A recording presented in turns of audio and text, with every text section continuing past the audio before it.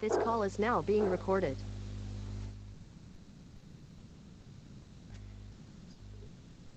Bapak Ibu, selamat malam semua. Semoga semua hari ini dalam keadaan sehat, sehingga kita semua dapat mengikuti kegiatan hari ini dengan baik. Sebelum kita memulai seluruh kegiatan ini, seperti biasa, pertemuan kita harus awali dengan doa.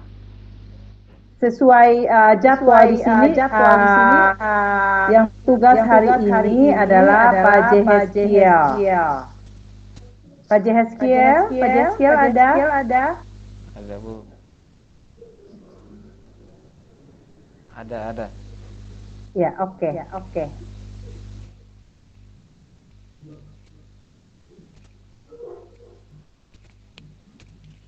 Baik, sebelum kita mulai dengan kegiatan kita pada malam hari ini, mari kita semua minta tuntunan daripada Tuhan.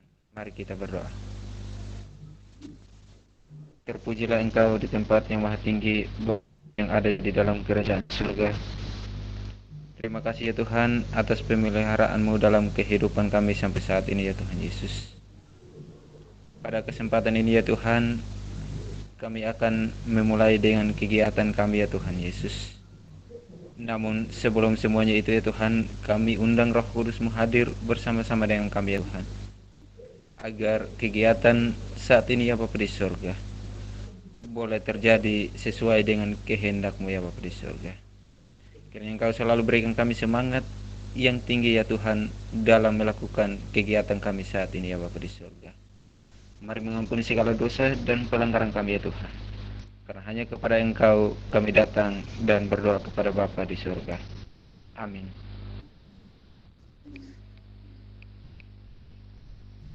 Ya, terima kasih untuk Bapak Jehezkiel yang sudah memimpin kita dalam doa pembuka. Selanjutnya waktu dan kesempatan kami berikan kepada Ibu Instruktur kita, Ibu Ririn, untuk membawakan materi untuk hari ini. Kepada Ibu Ririn, waktu dan kesempatan kami berikan. Baik, terima kasih kepada moderator, pemandu acara. Saya diberi kesempatan malam hari ini untuk menyampaikan materi. Tapi sebelumnya, saya cek dulu peserta yang hadir di materi saya. Sebenarnya ada beberapa orang. Jesekiel Hane, ada ya? Oh, tadi yang berdoa. Boleh perkenalan sebentar, Pak Jesse, dari mana? Mengajar di mana? Supaya kita lebih akrab, peserta yang lain juga tahu. Yuk, dipersilahkan. Masing-masing memperkenalkan diri dulu.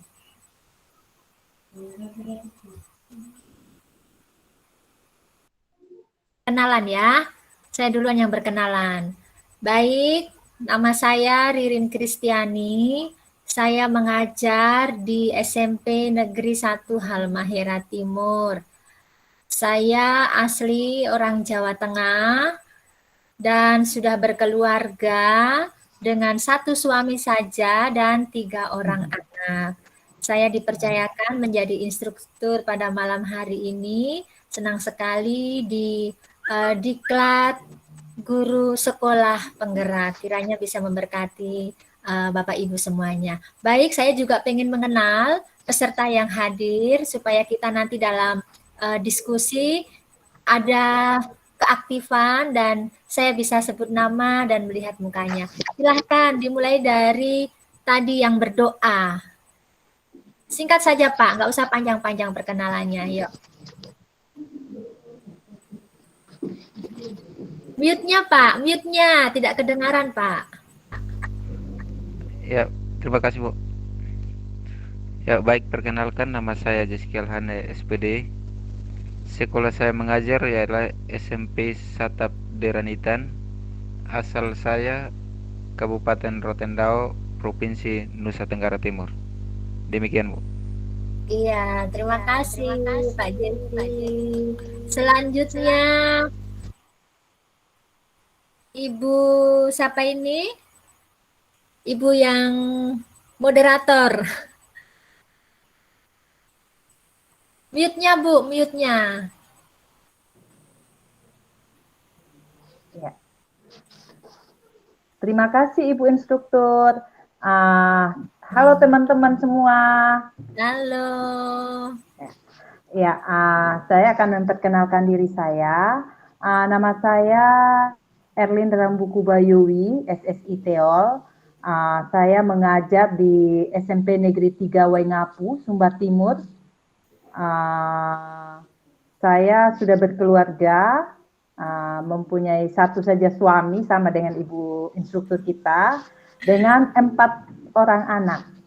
Itu Luar saja Ibu. biasa. Ya, terima Ya. kasih Ibu Erlin Ya. Rambuku. Baik, peserta yang lain ada Pak Chrysostomus John Kaihena. Di mana ya? Oh, belum, mungkin jaringan. Ada juga Ibu Erli. Ibu Erli di mana ya? Di absen saya ada. Apakah sudah masuk? Kendalanya apa ya teman-teman yang lain ini? Belum ada. Ibu Jenti Susilo. Pak Jenti, tolong dimatikan. Iya. Ibu Jenti ada? Oh, tidak ada. Baik. Tidak mengurangi rasa kita untuk bersama-sama dalam diklat ini Bapak Ibu, meskipun teman-teman, beberapa teman tidak ada, baiklah kita akan lanjut saja mengingat waktu, karena sebentar juga masih ada kegiatan selanjutnya ya. Jadi pada malam hari ini saya akan membawakan sebuah materi tentang pendidikan yang memerdekakan. Namun sebelum saya membawakan materi, saya ingin menggali pemahaman Bapak Ibu yang ada di diklat ini tentang pemahaman Bapak Ibu pendidikan yang memerdekakan itu seperti apa. Mungkin boleh saya tahu dari Pak Hane dan Ibu Erlin dan beberapa teman yang lain, menurut Bapak Ibu pendidikan yang memerdekakan sesuai dengan pengalaman Bapak Ibu sendiri mengajar di sekolah masing-masing dengan karakteristik peserta didik yang Bapak Ibu hadapi itu seperti apa? Boleh minta penjelasannya Ibu Erlin, Pak Hane?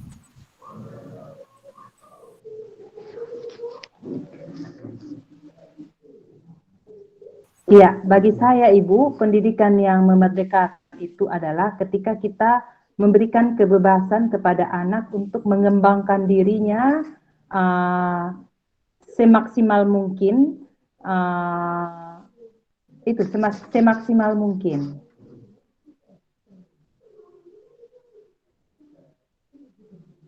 Iya, terima kasih Ibu.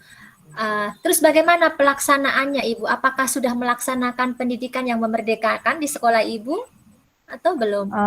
Saya rasa belum terlalu. Kami selama menjalankan pembelajaran itu masih fokus kepada banyaknya peraturan-peraturan, banyaknya administrasi. Kami kadang mengejar target, tetapi tidak. Jadi kami lupa waktu untuk benar-benar mengembangkan siswa itu sendiri. Seperti itu. Iya. Oke, terima kasih. Lebih lengkap lagi ya. Jadi, kemudian dari teman yang lain, Pak Hane. Halo. Pak Hane kemana ini? Ada Bu. Oh iya. Bagaimana Pak Hane tentang memerdekakan Bapak selama ini? Tolong ceritakan Pak.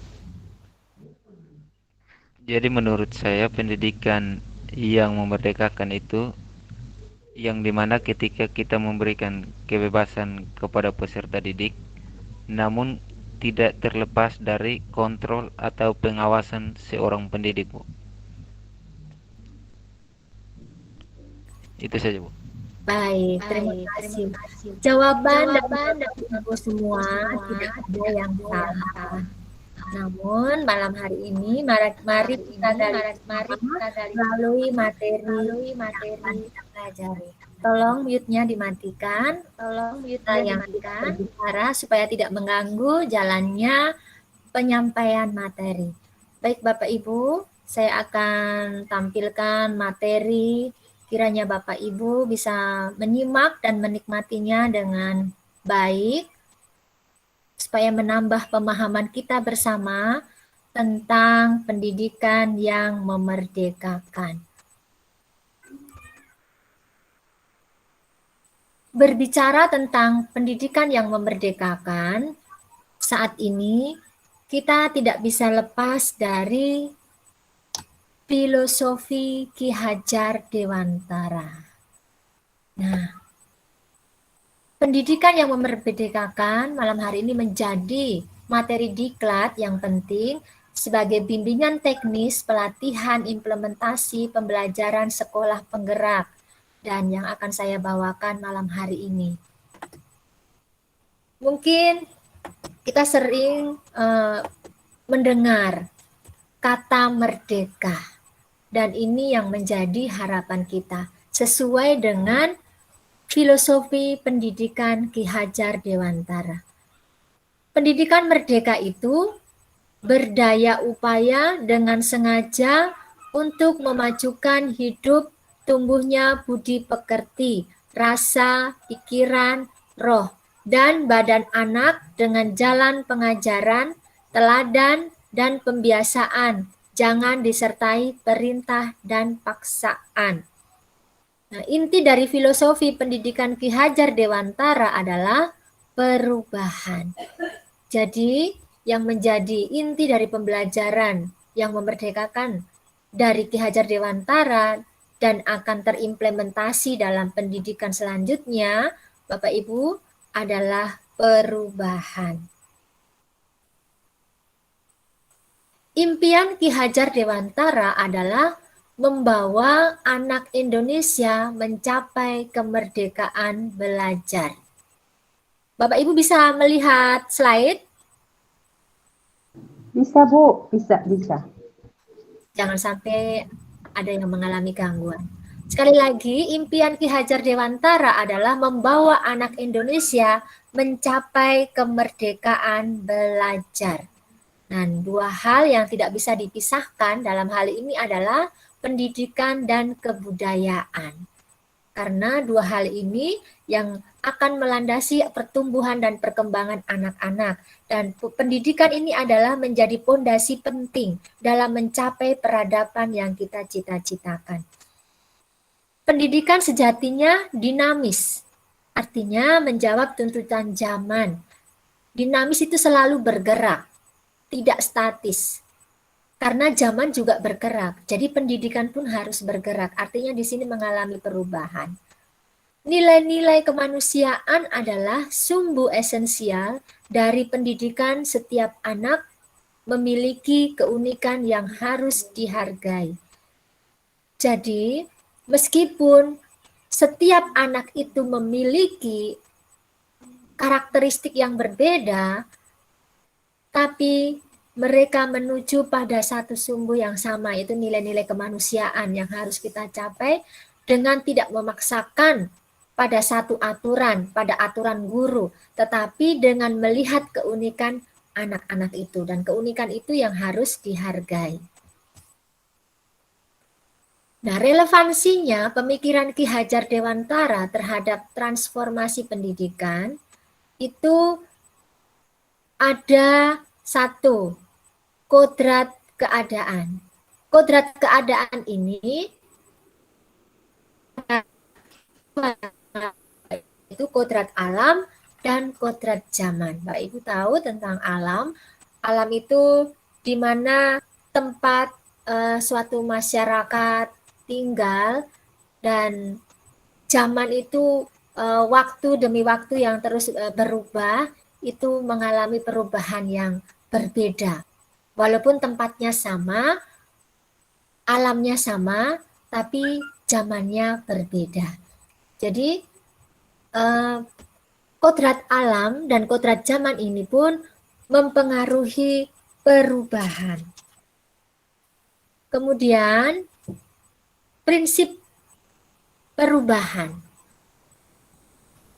Dalam filosofi Ki Hajar Dewantara ada 3 prinsip perubahan, yaitu kontinuitas, konvergensi, dan konsentris. Kontinuitas ini dilihat dari nilai budaya. Nah, dialog kritis dengan sejarah dalam maju ke depannya pendidikan itu tidak lupa akan akar nilai-nilai budaya yang hakiki di masyarakatnya. Menjawab kodrat zaman, tetapi nilai esensinya itu harus tetap dipegang. Ya, kontinuitas ini harus terus dijaga dengan baik. Konvergensi, perubahan-perubahan yang kita lakukan harus menuju kepada suatu titik yang memperkuat nilai-nilai kemanusiaan. Pendidikan itu harus memanusiakan dan memperkuat kemanusiaan, Bapak Ibu. Jadi dari perubahan-perubahan yang terjadi itu harus menuju pada satu titik dan semakin memperkuat, yaitu memperkuat nilai kemanusiaan walaupun dari berbagai perubahan. Kemudian kalau konsentris itu walaupun menuju pada nilai-nilai yang sama karena asalnya dari berbagai keragaman, jadi harus menghargai keragaman yang ada. Pendidikan harus menghargai keunikan, biarpun masing-masing berputar pada sumbunya sesuai dengan orbitnya. Jadi seperti susunan tata surya kita, Bapak Ibu. Mereka berputar pada orbitnya masing-masing, pada sumbunya masing-masing, dan dengan kecepatan yang berbeda. Tidak bisa disamakan. Oh, Neptunus kecepatannya sama dengan Pluto. Demikian juga bumi, kecepatannya tidak bisa disamakan dengan planet yang lain. Artinya seperti itu, Bapak Ibu. Perubahan atau yang dialami oleh anak-anak kita tidak bisa disamakan satu dengan yang lain. Mereka punya keunikan yang berbeda-beda. Nah, perubahan. Apa yang berubah? Yang berubah di sini adalah budi pekerti. Budi pekerti mengandung 2 kata yang sangat penting. Yang pertama adalah budi. Budi itu berhubungan dengan cipta, rasa, dan karsa. Artinya di sini pendidikan harus menajamkan cipta. Pendidikan harus menajamkan pikiran. Cipta itu pikiran. Pendidikan harus menajamkan rasa. Artinya pendidikan itu harus menajamkan perasaan. Pendidikan itu harus menajamkan karsa. Pendidikan itu harus menajamkan kemauan. Karsa adalah kemauan. Nah, pekerti adalah tenaga atau raga. Jadi, pendidikan juga harus menajamkan tenaga. Artinya memberi selain olah rasa, olah cipta, olah karsa, perubahan itu juga terjadi pada olahraga, menjadikan sehat, memberikan dampak yang baik di bidang jasmani, yaitu kesehatan. Pendidikan harus holistik dan tidak boleh timpang. Seimbang. Pendidikan bisa seimbang jika kesempurnaan budi pekerti ini bisa tercapai. Nah, karena kalau budi pekerti ini bisa mencapai kesempurnaan, itu akan membawa kita pada kebijaksanaan. Sebaliknya, jika pendidikan itu timpang, tidak akan mencapai kebijaksanaan, Bapak Ibu, tapi justru akan mencapai kehancuran. Ya. Relevansi yang kedua yaitu rasa hormat, tentang apa yang berubah selain budi pekerti, yaitu rasa hormat pada anak. Jadi di sini pendidikan berorientasi pada anak.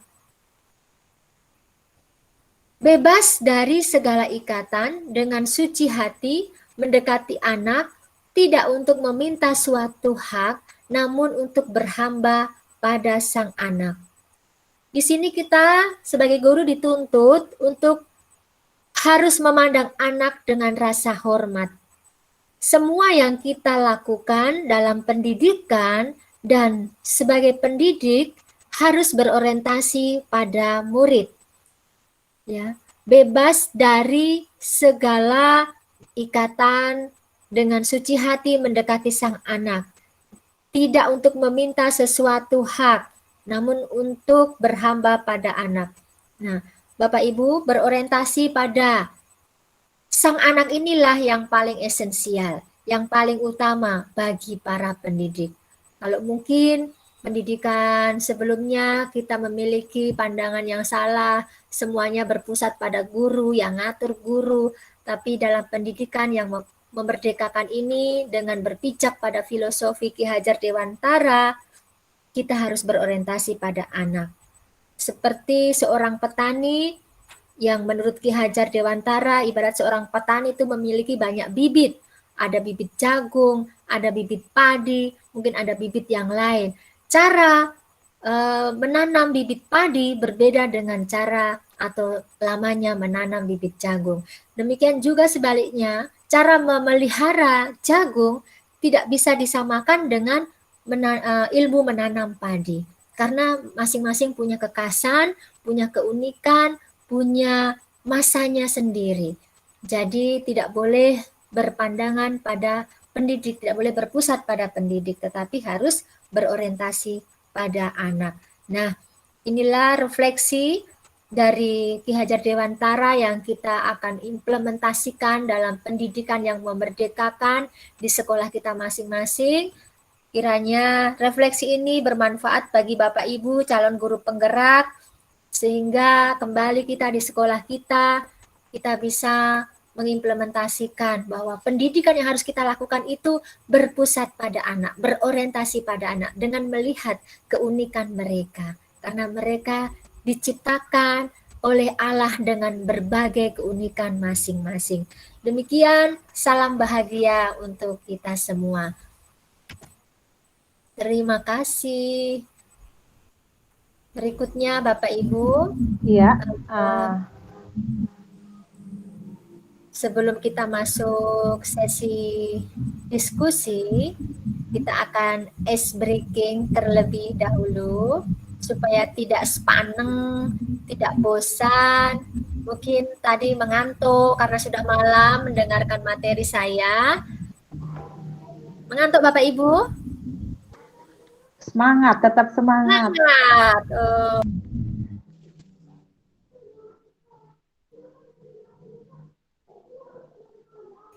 Ya, tapi sebelum masuk ice breaking, mungkin dari penyampaian saya beberapa materi lewat slide tadi, ada yang Bapak Ibu ingin tanyakan, ada yang kurang jelas, bisa ditanyakan.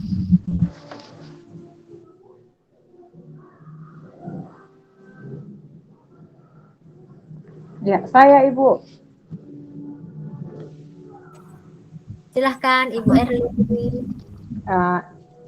Tadi Ibu menjelaskan tentang pendidikan yang memerdekakan itu adalah bagaimana kita menghadapi anak dengan rasa hormat atau pembelajaran itu berorientasi pada murid. Ya. Nah, sekarang bagaimana dengan dalam dunia nyata, dalam pembelajaran itu tergantung dari situasi budaya. Kayak seperti kita di Sumba itu terkenal dengan watak yang keras, begitu. Watak yang keras dari anak-anak. Kadang ketika kita terlalu menghadapi dengan rasa hormat dan lain sebagainya, sudah ada dalam pikiran kita atau itu ada di pikiran guru-guru bahwa kita tidak boleh menghadapi anak-anak dengan terlalu menunjukkan rasa hormatnya kita. Kita harus membuat mereka takut sama kita. Itu seperti itu. Nanti kalau kita terlalu menunjukkan rasa hormatnya kita, mereka pada akhirnya istilahnya kalau di Sumba itu anggap enteng begitu, anggap enteng sama kita. Nah, ini bagaimana caranya kita mengimplementasikan itu dalam dunia nyata begitu. Bagaimana kita menghadapi? Apakah kita tetap bertahan dengan ini karena sesuai dengan karakter kita di Sumba itu anak-anak ketika dididik dengan keras baru ada rasa patuh begitu. Bagaimana menurut Ibu ini? Bagaimana kita terapkan itu dalam dunia pembelajaran di kehidupan nyata?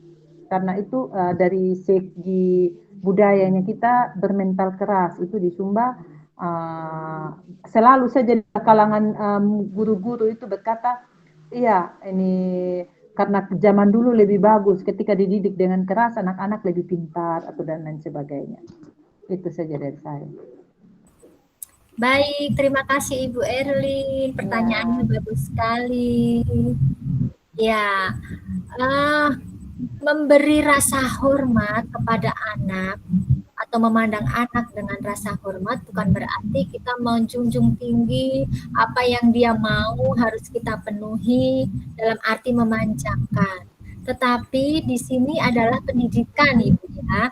Kadang-kadang ada orang tua atau guru yang salah memandang rasa hormat karena mungkin latar belakang anak itu anaknya orang kaya, anaknya dewan, pembesar di daerah itu salah. Jadi yang pertama di sini yang harus kita rubah adalah konsep kita, mindset kita untuk melihat anak.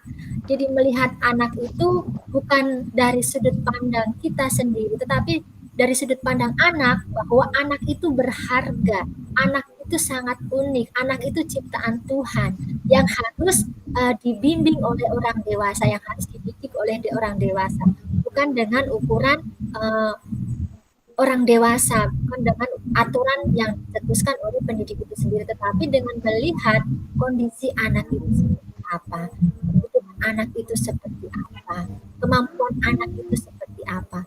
Mungkin selama ini ya bukan hanya Sumba, Maluku juga, Maluku Utara juga Bu, budayanya keras. Nah, budaya itu kan bisa mengalami perubahan seperti yang saya sampaikan di materi tadi. Seiring berjalannya waktu, berubahnya alam, berubahnya zaman, kebudayaan pun juga berubah, mengalami perubahan. Dan dari kebudayaan itu kan bersumber dari berbagai pola yang kompleks. Salah satunya adalah dari perilaku masyarakat. Jadi budaya yang salah bisa dibenarkan, bisa dibetulkan, bisa diluruskan melalui pendidikan. Dan di sini yang berperan adalah guru. Bagaimana kita membawa perubahan pada budaya-budaya yang salah. Ya maklum kadang-kadang kita sendiri sebagai pendidik atau orang tua hanya melihat ke belakang itu hanya sebatas sejarah saja, tetapi kita sendiri tidak memiliki dasar benih untuk mendidik anak yang benar itu seperti apa, sehingga melahirkan anak-anak yang berkarakter keras. Tetapi belum terlambat, kita bisa kok merubah mereka melalui pendidikan. Bukan berarti kita membawa anak-anak pada kemanjaan, tetapi mendidik dengan melihat kebutuhan mereka. Itu namanya menghargai atau memberi penghormatan kepada anak, Ibu. Mungkin seperti itu bisa diterima? Iya Bu, diterima. Membuka wawasan, ya. Oke. Iya, jadi memulai dari diri sendiri Bu ya, konsep kita. Iya. Baik, ada juga yang lain yang mau bertanya? Halo, yang lain mana ini? Pak Hani, kemana ini Pak Hani? Pak Hani? Tidak ada? Dari peserta yang lain? Mungkin jaringan Bu. Oh iya, jaringan ya. Baik. Tidak ada Bu. Oh tidak Jaringan ada. di sini gangguan jaringan Bu, surat putus-putus Bu. Oh kasihan. Kita carikan solusi bagaimana ya, mungkin lapor ke pemerintah supaya lebih diperhatikan lagi untuk daerah-daerah yang jaringannya sangat sulit dijangkau, ada gangguan-gangguan. Karena sekarang kan harus dituntut dengan digital, dengan pembelajaran online. Baik, selanjutnya Bapak Ibu, kita akan masuk ice breaking biar tidak bosan. Perhatikan di layar slide. Dalam ice breaking ini saya akan memandunya. Bapak Ibu bisa melihat ke layar dan silahkan menebak ice breakingnya cepat, tepat, tepat warna. Jadi menguji pikiran kita. Bapak Ibu, nanti saya tanya ini warna apa, langsung jawab ya. Ya, iya Bu. Baik. Ini warna apa? Biru. Oh, belum muncul di layar saya, Bu. Biru. Layarnya. Salah ya, Bu. Oh, Ibu tanyanya layar. Oke. Tanyanya warna. Konsentrasi Bu. Baik. Layarnya blank. Selanjutnya warna apa ya? Merah. Putih. Betul, Pak Hanif, betul. Selanjutnya warna apa ya? Kuning. Pintar. Selanjutnya warna apa? Merah. Merah. Oke, ini Kuning. Putih. ini Kuning. Merah. Hijau. Merah. Kuning. Putih. Hitam. iya. Putih. Hijau. Mantap. Ya, mantap. Tangan bagi yang jawabannya benar ya awalnya salah tapi lama-lama langsung evaluasi terus. Baik Bapak Ibu, makna dari ice breaking kita malam hari ini sebagai seorang pendidik, memang kadangkala kita melihat seorang anak itu hanya dari luar. Artinya kita kurang memiliki pemahaman yang luas. Sehingga apa yang ada pada diri anak yang sebenarnya kita tidak tahu.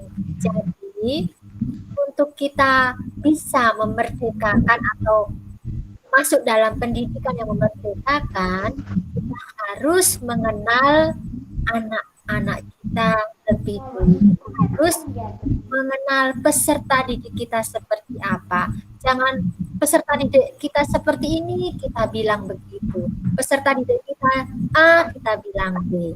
Jadi jangan cepat mengambil kesimpulan ketika kita melihat peserta didik. Seperti tadi pertanyaan Ibu Erlin, jangan terus berpandangan negatif kepada anak. Jangan dulu ya. Artinya jangan memiliki pandangan yang negatif kepada anak. Karena mereka punya keunikan sendiri. Mereka itu makhluk yang sangat istimewa dan berharga. Bagaimana outputnya itu tergantung pendidik dan orang dewasa mendidik anak-anak kita. Ada yang mau bertanya lagi mungkin?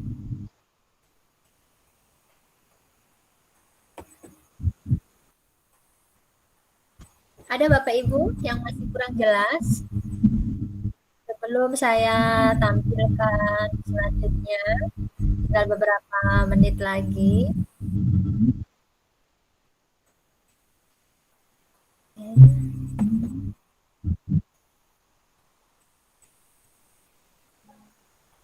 Ya, sekarang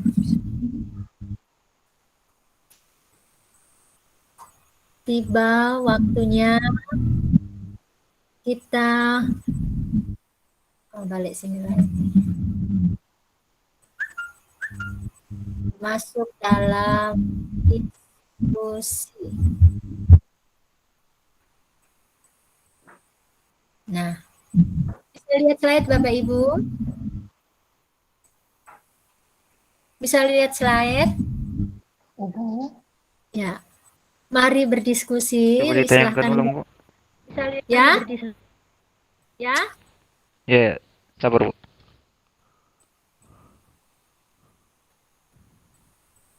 Baik. Pernahkah peserta didik Anda mengalami kesulitan saat mengerjakan tugas yang harusnya sudah dikuasai oleh. Silakan berdiskusi. Siapa yang mau memberikan atau tanggapan? Dipersilahkan dari Pernahkah peserta didik Anda mengalami kesulitan mengerjakan tugas yang harus sudah dikuasai olehnya? Mengapa hal tersebut terjadi?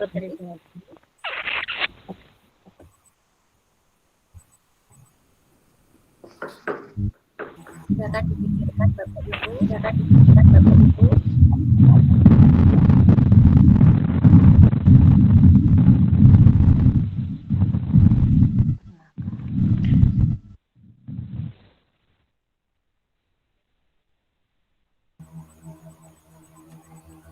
Ya, bagaimana menurut Pak Hane? Sudah menemukan jawabannya?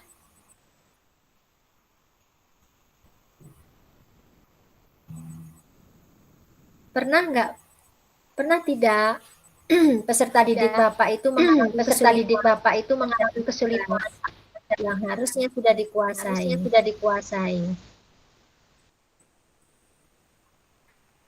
Dan mengapa hal tersebut?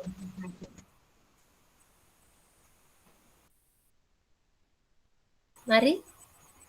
Dan menyalakan mute-nya itu.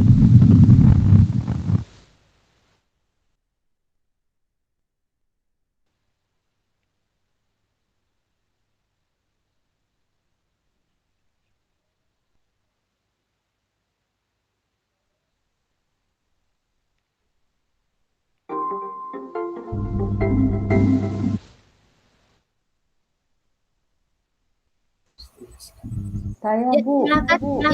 Ya. Mungkin saya pernah. Tolong yang lain lanjutkan dulu.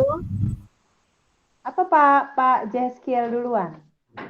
Ibu duluan, Bu. Oke, iya. Ya, tadi pertanyaan Ibu, pernahkah peserta didik Anda mengalami kesukaran saat mengerjakan tugas yang seharusnya sudah dikuasai olehnya? Mungkin sebenarnya bukan kesadaran. Yang selama ini yang saya lihat, mereka sudah menguasai materi itu tetapi tidak mengerjakan. Bukan karena kesukaran, tapi memang ada beberapa sifat anak yang materinya sudah dikuasai, tapi memang sengaja tidak dikerjakan, seperti malas begitu. Atau mungkin saya salah memahami maksudnya Ibu seperti apa. Ini kan dia bilang, pernahkah peserta didik Anda mengalami kesukaran saat mengerjakan tugas yang seharusnya sudah ia kuasai. Untuk sebagian anak, ketika tugas itu sudah dikuasai, dia pasti mengerjakan. Tetapi untuk sebagian anak, ketika tugas dia kuasai, tetapi karena rasa malas atau masa bodoh, dia tidak mengerjakan begitu. Iya. Mungkin itu yang saya temui selama ini. Luar biasa jawaban dari Ibu Erli. Mungkin ada teman lain yang mau menanggapi, menambahkan atau menyanggah dari pernyataan Ibu Erli, dari jawaban Ibu Erli. Pak Hane? Halo. Halo, Ibu. Iya. Pak Hane menanggapi jawaban dari Ibu Erli. Memberi jawaban.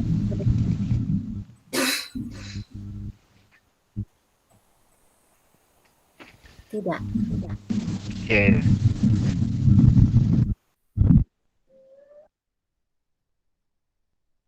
Baik. Bagaimana Mbak Ane? Baik. Terima kasih Ibu Erlin yang sudah memberikan jawaban. Itu betul dan itu memang terjadi, itu kan fakta ya. Jadi Iya, kadang-kadang betul. memang ada anak didik kita, peserta didik kita pintar, tahu, sudah Iya. menguasai materi, tapi mungkin karena terpengaruh dengan teman bermain sehingga tidak mengerjakan tugas itu. Nah, itu mengapa hal itu terjadi. Kadang-kadang pengaruh dari lingkungan, bisa juga pengaruh dari teman sebaya, itu membuat dia lupa, tidak aktif dalam menyelesaikan tugasnya. Baik, terima kasih Ibu Erli. Selanjutnya kembali ke layar.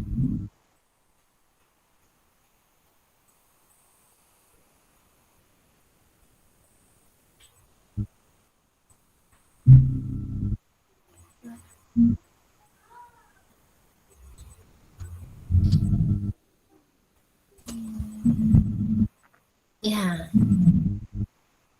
rasanya senang ya lihat ini ya Bapak Ibu ya.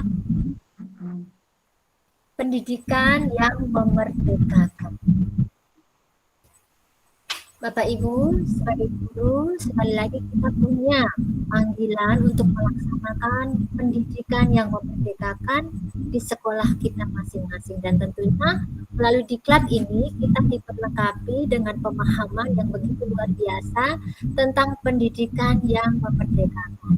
Nah, kenapa? Karena supaya dalam pengajaran kita bisa sesuai dengan capaian atau tingkatan kemampuan yang ada, yang diharapkan, yaitu sesuai dengan tingkat dan kemampuan peserta didik kita. Nah, pengajaran ini akan berhasil, pendidikan ini akan berhasil, itu dimulai dari diri kita sebagai guru. Sekali lagi bahwa keberagaman anak didik kita dengan berbagai karakteristik yang berbeda-beda, latar belakang, dengan berbagai kemampuan yang berbeda, potensi yang berbeda, kebutuhan yang berbeda, itu harus kita arahkan pada pendidikan yang memerdekakan, yaitu pengajaran yang sesuai dengan capaian atau tingkat kemampuan.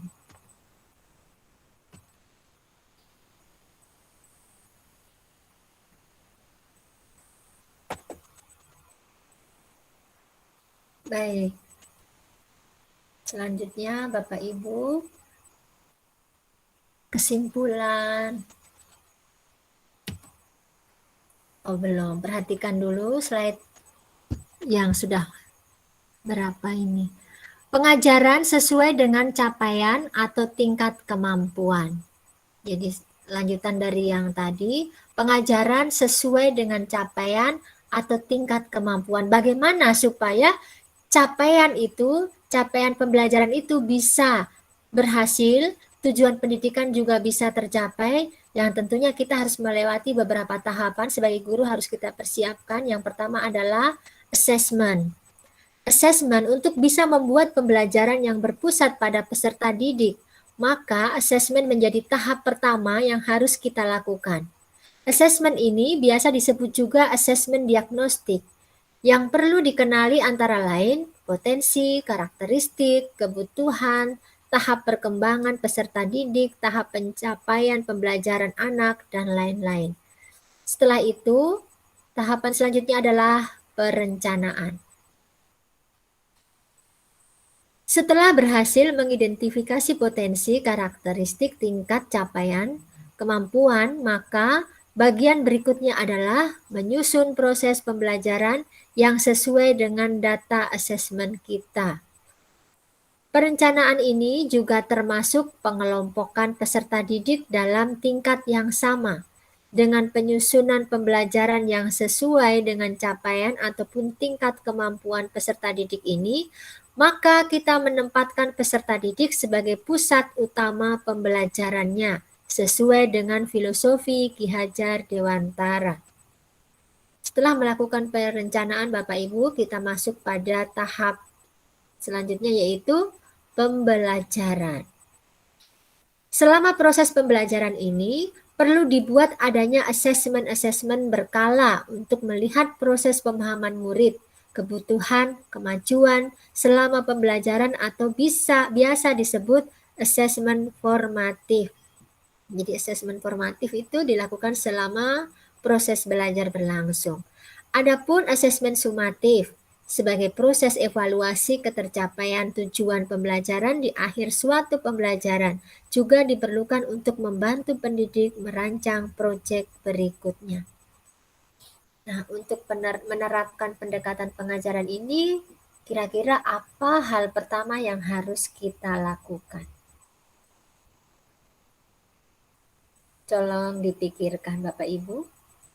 Untuk menerapkan pendekatan pengajaran ini, apa hal pertama yang harus kita lakukan? Yang harus kita lakukan adalah kembali kita melihat pendidikan yang memerdekakan tadi berpusat pada anak. Berarti yang harus kita lakukan adalah mengenal karakteristik peserta didik. Bagaimana caranya supaya kita sebagai pendidik bisa mengenal karakteristik peserta didik kita? Tentunya yang pertama, kita harus menjadi teladan untuk perilaku peserta didik. Maunya anak didik kita baik, tetapi kalau gurunya tidak baik, tidak bisa memberi contoh, ya sia-sia capaian itu akan kita capai. Yang kedua, mengenal karakteristik peserta didik kita, yaitu yang kedua dengan cara memahami lingkungan sekitar anak. Seorang guru harus tahu anak-anak kita tinggal di mana. Oh, di pesisir, berbeda dengan yang tinggal di pegunungan, berbeda lagi dengan yang tinggal di kota, berbeda lagi dengan yang tinggal di desa. Lingkungan keluarga juga kita harus tahu. Oh, siswa ini tinggal di lingkungan keluarga yang broken home. Siswa ini tinggal di lingkungan keluarga yang romantis, itu berbeda Bapak Ibu. Jadi kita harus memahami itu.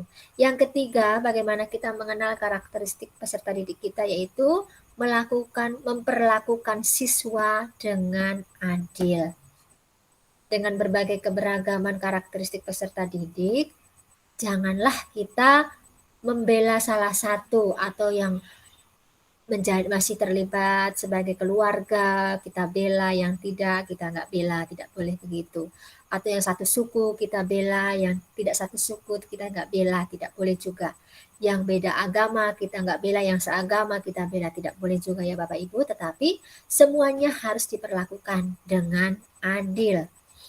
Selanjutnya, yang keempat, cara kita mengenal karakteristik peserta didik adalah memasuki dunia mereka.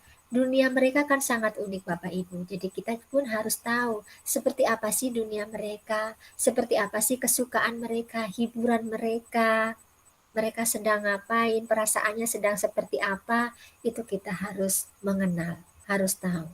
Kemudian yang kelima, untuk mengenal karakteristik mereka, jadilah sahabat. Jadi kita menjadi sahabat mereka tatkala mereka sedih, mereka susah, jadilah sahabat mereka. Kemudian yang ketujuh, lakukan pendekatan psikologi. Melihat psikologi setiap anak ini berbeda-beda, jadi kita harus mempelajari itu, apa yang sedang dialami, mungkin di dalam keluarga terjadi sesuatu sehingga membuat anak-anak tidak semangat belajar, mereka takut, mereka trauma dan sebagainya. Kita harus tahu itu, lakukan pendekatan. Kemudian yang kedelapan, mengenal peserta didik lebih dalam. Mungkin kenapa anak ini sedang murung, mungkin sedang memiliki masalah, kenapa anak ini sedang menangis di situ sana, mungkin ada masalah. Nah, kita harus cari tahu lebih dalam lagi. Yang terakhir adalah senantiasa mengevaluasi diri. Jadi sebagai pendidik, sekali lagi kita juga harus selalu mengevaluasi diri. Terkadang juga kita salah, terkadang kita juga terlalu mengatur anak. Jadi kita harus merubah itu, merubah cara berpikir kita juga kepada anak kita yang tadinya berpandangan negatif kepada anak, tetapi rubahlah evaluasilah diri kita bahwa anak itu memiliki keunikan sendiri dan mereka berharga di mata Tuhan. Demikian materi yang saya sampaikan pada malam hari ini, kiranya bermanfaat bagi Bapak Ibu semua sebagai calon-calon pendidik, pelaksana di pendidikan yang memerdekakan. Matur nuwun, terima kasih. Tuhan memberkati. Moderator. Ya, baik. Terima kasih untuk Ibu instruktur kita yang sudah banyak memberikan ilmu kepada kita, yaitu tentang pendidikan yang memerdekakan. Terima kasih Ibu Ririn. Saya mewakili seluruh peserta mengucapkan banyak terima kasih atas ilmu-ilmu yang sudah Ibu Ririn bagikan kepada kami. Dan selanjutnya, apakah kita menutup sudah acara ini, Ibu? Ya, kita akan menutup acara ini dan kita tutup acara ini karena tadi sudah membuka dengan doa, kita tutup dengan doa. Biarlah saya yang memimpin doa penutup. Ya, Bapak Ibu sekalian, mari kita satukan hati, kita berdoa. Mari kita berdoa.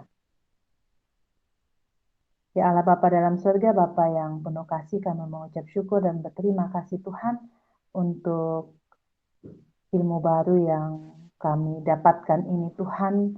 Melalui kegiatan ini biarlah kami terus diperbarui Tuhan untuk menjadi seorang guru yang mempunyai hati yang terus mau untuk maju Tuhan, terutama untuk menjadikan anak-anak kami menjadi anak yang merdeka Tuhan. Ya Tuhan, biarlah seluruh kegiatan kami ini Tuhan selalu sertai, Tuhan memberkati Ibu instruktur kami, biarlah dia selalu Tuhan berikan kekuatan dan kesehatan, sehingga kegiatan kami selama 10 hari ini dapat berjalan dengan baik. Ya Tuhan, seluruh kehidupan kami serahkan ke dalam tangan kasih-Mu. Hanya ini doa kami dalam nama anak Yesus Kristus kami berdoa dan mengucap syukur. Amin. Baik Bapak Ibu, terima kasih atas partisipasinya. Selamat malam, silakan kembali ke tempat masing-masing untuk beristirahat. Bapak Ibu boleh menikmati. Terima kasih.